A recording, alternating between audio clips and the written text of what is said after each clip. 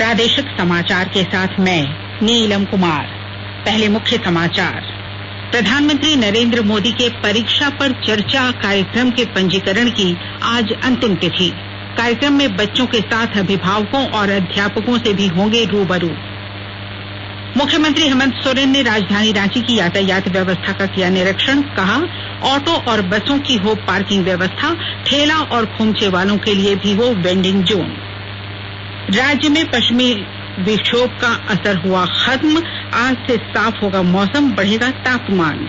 और भारत और इंग्लैंड के बीच दूसरा 2020 क्रिकेट मैच आज अहमदाबाद में खेला जाएगा। अब समाचार विस्तार से। कोविड-19 महामारी के खिलाफ देश एकजुट होकर लड़ रहा है। आप भी हमारे साथ सुरक्षा और बचाव के 3 आसान एहतियाती उपायों का संकल्प लें। मास्क पहनें, 2 गज की दूरी है जरूरी, सुरक्षित दूरी बनाए रखें, हाथ और मुंह साफ रखें।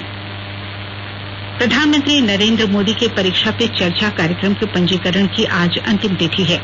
इस वर्ष कार्यक्रम का 4था संस्करण होगा और इसे ऑनलाइन आयोजित किया जाएगा।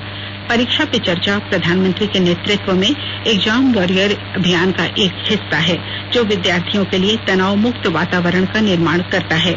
इसमें हिस्सा लेने के लिए विद्यार्थी सरकारी वेबसाइट MyGov और innovateindia.mygov.in में पंजीकरण करा सकते हैं। कार्यक्रम की लोकप्रियता को देखते हुए इस बार प्रधानमंत्री नरेंद्र मोदी न केवल छात्रों से संवाद करेंगे, बल्कि अभिभावकों और अध्यापकों से भी रूबरू होंगे। कार्यक्रम में भाग लेने के लिए छात्र, अध्यापक या अभिभावक MyGov इनोवेट प्लेटफॉर्म पर आयोजित परीक्षा पे चर्चा प्रतिस्पर्धा में हिस्सा ले सकते हैं। यह प्रतिस्पर्धा कक्षा 9 से 12वीं तक के छात्र छात्राओं के लिए खुली है। प्रत्येक विजेता को विशेष रूप से तैयार किया गया प्रशस्ति पत्र दिया जाएगा। विजेताओं में से छात्रों के एक छोटे समूह को प्रधानमंत्री से सीधे बातचीत करने और उनसे प्रश्न पूछने का मौका मिलेगा। प्रत्येक विजेता को प्रधानमंत्री के साथ लिए गए उनके फोटोग्राफ पर श्री मोदी के हस्ताक्षर वाला एक प्रतीक चिन्ह डिजिटल रूप से दिया जाएगा। नागर विमानन मंत्रालय ने आजादी का अमृत महोत्सव शुरू होने के अवसर पर उड़ान बोली प्रक्रिया के 4थे संस्करण के अगले चरण में लगभग 392 मार्गों पर विमान सेवा शुरू करने की पेशकश की है। यह प्रस्ताव छोटे हवाई अड्डों को जोड़ने के उद्देश्य से किया गया है, जिसमें विशेष हेलीकॉप्टर और सी प्लेन मार्ग शामिल हैं। सागरमाला स्लीप प्लेन सेवा के तहत बंदरगाह, जहाजरानी और जलमार्ग मंत्रालय के परामर्श से कुछ नए मार्गों के प्रस्ताव भी दिए गए हैं। उड़ान योजना के अंतर्गत 325 मार्गों और 56 हवाई अड्डों पर विमान सेवा उपलब्ध है। इनमें 5 हेलीकॉप्टर और 2 वाटर एरोड्राम सेवाएं शामिल हैं। क्षेत्रीय मार्ग संयोजन योजना उड़े देश का आम नागरिक नागर विमानन मंत्रालय की एक अग्रणी योजना है। इसका उद्देश्य विमान यात्रा को सस्ता बनाना है। यह योजना देश की आर्थिक वृद्धि को तेज करने, रोजगार के अवसर बढ़ाने और विमान यात्रा सुविधा विकसित करने के इरादे से शुरू की गई है।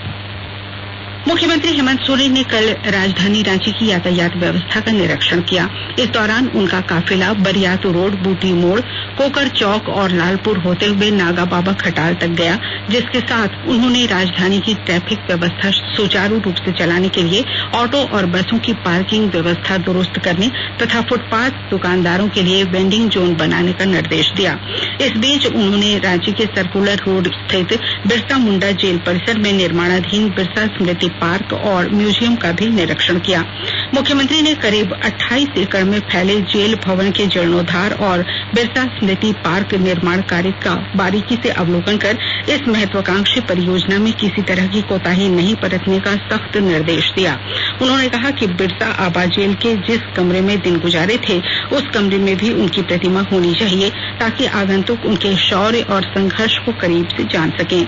मुख्यमंत्री ने राज्य के शहीदों सिद्धू कान्हू, तेलंगा खड़िया, नीलांबर पीतांबर, दीवा किशुन, गया मुंडा, जतरा टाना भगत, वीर बुधू भगत सहित कई अन्य शहीदों की जीवनी को क्षेत्रीय भाषा में अंकित करने का निर्देश दिया।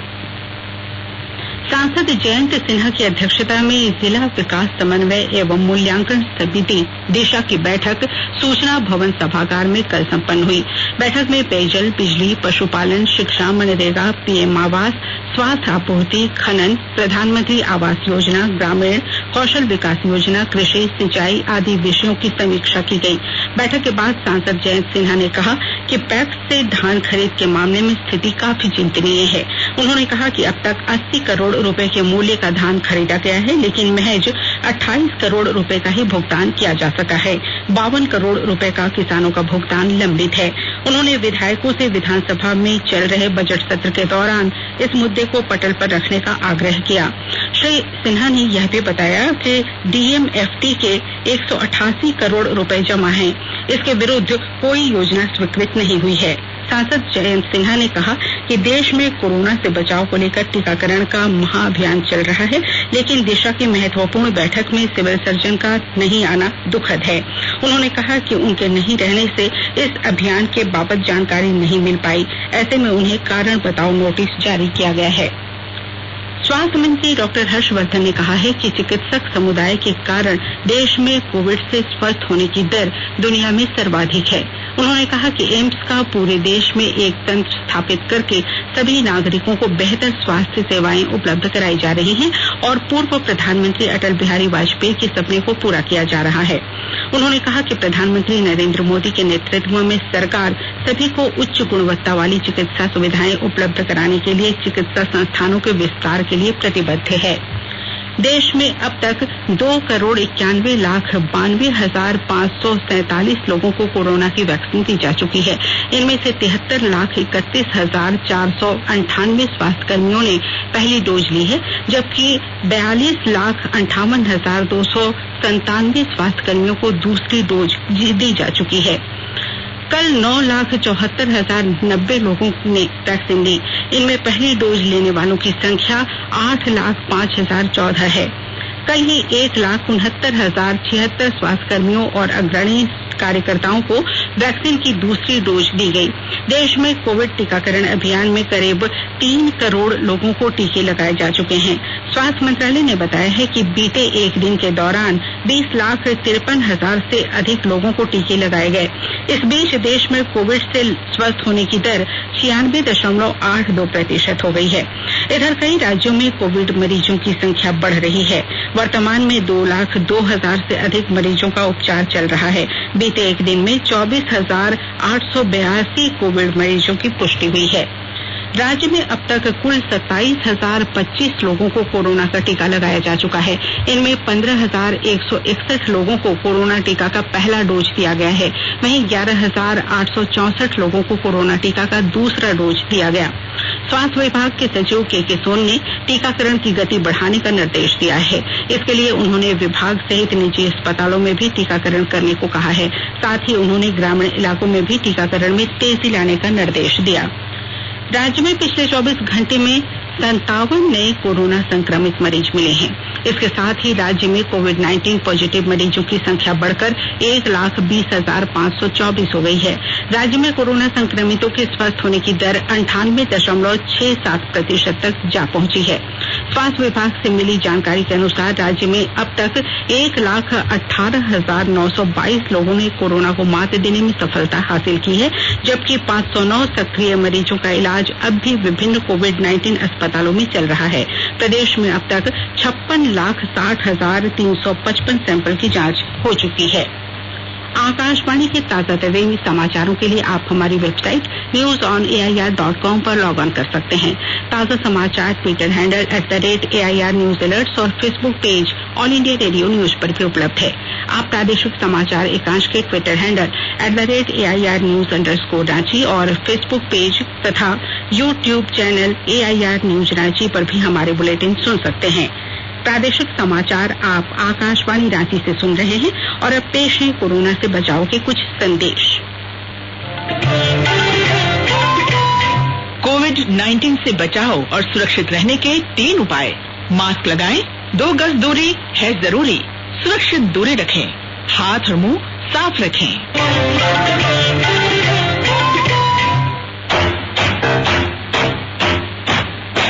चलो मिलकर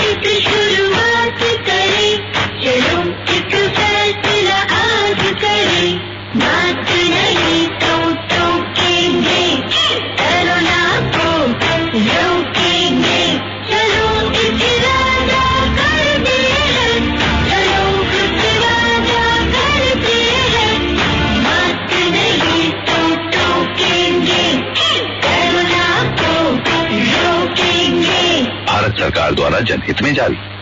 झारखंड में पिछले 2 दिनों में पश्चिमी विक्षोभ का असर रहा है।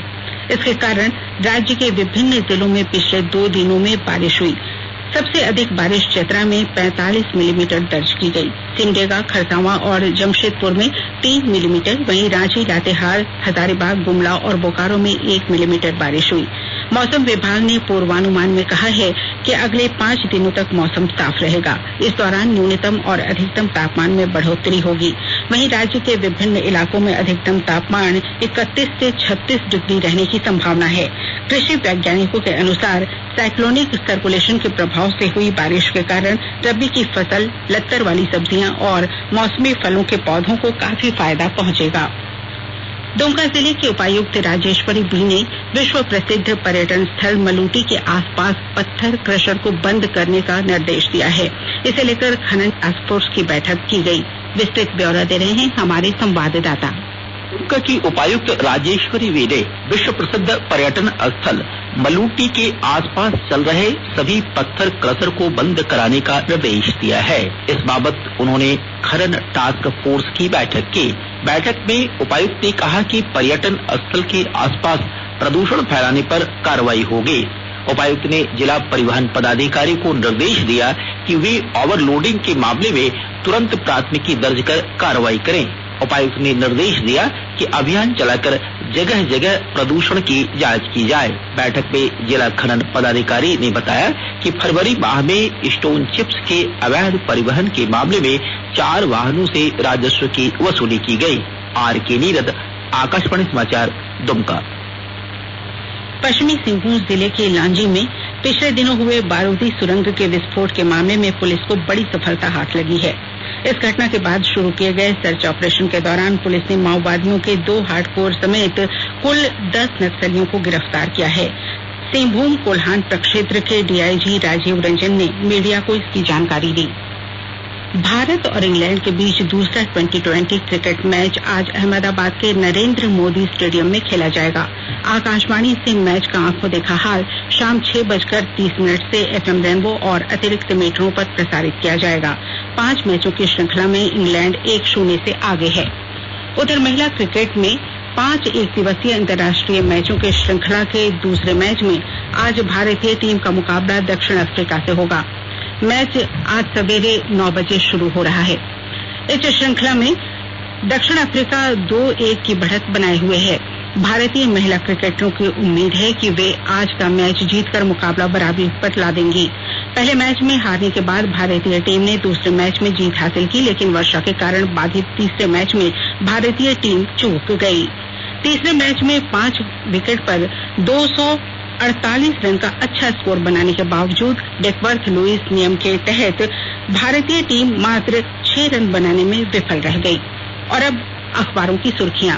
दैनिक प्रभात खबर ने अप्रैल 2022 से 15 साल पुरानी सरकारी गाड़ियों को हटाने की तैयारी, मसौदा तैयार, मंजूरी मिलने का इंतजार शीर्षक खबर को अपने पहले पन्ने पर सुर्खी बनाई है। दैनिक भास्कर ने पहले पन्ने पर फिर बढ़ा कोरोना, विशेषज्ञ बोले सचेत रहें, 15 दिन है भारी शीर्षक खबर को अपने पहले पन्ने पर जगह दी है। दैनिक जागरण ने पश्चिमी सिंहभूम के लांजी पहाड़ पर बम विस्फोट में 10 गिरफ्तार खबर को प्रमुखता से लिया है। दैनिक हिंदुस्तान ने देहरादून जा रही शताब्दी एक्सप्रेस में भीषण आग की खबर को पहले पन्ने पर जगह दी है। अंग्रेजी में प्रकाशित हिंदुस्तान टाइम्स ने एक दिन में सबसे ज्यादा 2 मिलियन लोगों ने कोरोना का टीका लिया शीर्षक खबर को अपने पहले पन्ने पर सुर्खी बनाई है। द टाइम्स ऑफ इंडिया ने पूर्व केंद्रीय मंत्री यशवंत सिन्हा के तृणमूल कांग्रेस में शामिल होने की खबर को अपने पहले पन्ने पर लीड बनाई है। और अब अंत में मुख्य समाचार एक बार फिर। प्रधानमंत्री नरेंद्र मोदी के परीक्षा पे चर्चा कार्यक्रम के पंजीकरण की आज अंतिम तिथि। कार्यक्रम में बच्चों के साथ अभिभावकों और अध्यापकों से भी होंगे रूबरू। मुख्यमंत्री हेमंत सोरेन ने राजधानी रांची की यातायात व्यवस्था का किया निरीक्षण। कहा, ऑटो और बसों की हो पार्किंग व्यवस्था, ठेला और खोमचे वालों के लिए भी हो वेंडिंग जोन। राज्य में पश्चिमी विक्षोभ का असर हुआ खत्म, आज से साफ होगा मौसम, बढ़ेगा तापमान। और भारत और इंग्लैंड के बीच दूसरा 2020 क्रिकेट मैच आज अहमदाबाद में खेला जाएगा। इसके साथ ही आकाशवाणी रांची से प्रादेशिक समाचार का ये बुलेटिन समाप्त हुआ। नमस्कार। घर में रहिए, सुरक्षित रहिए और सुनते रहिए आकाशवाणी।